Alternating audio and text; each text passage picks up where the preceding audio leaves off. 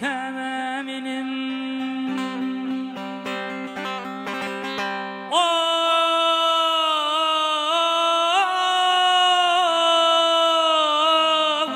hoş halindi kememinim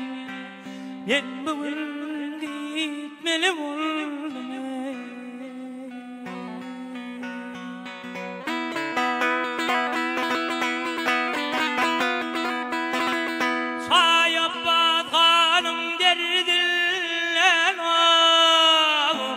basalı gitmeli oldum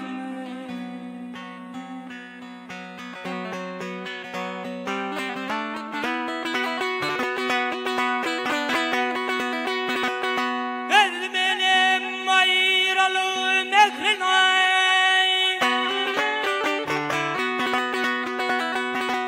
gider benim bağda çekrine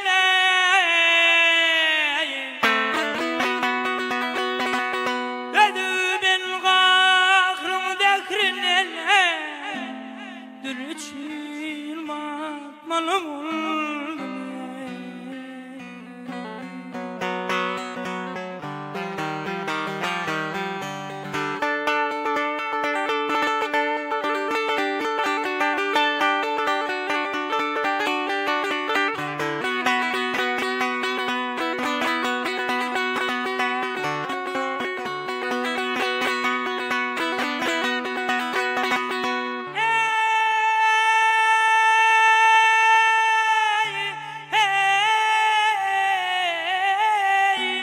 gidebilmen ay hiç bu yerine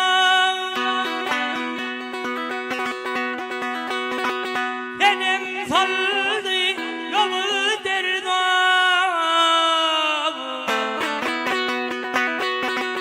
yar yar diye yat yerlerden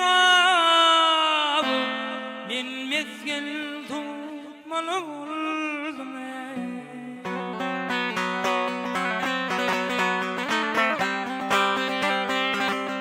garip diyer karındaşım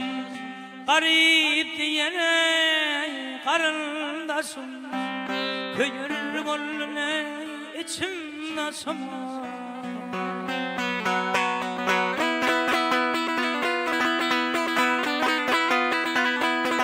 hey şimdi yay dillere başım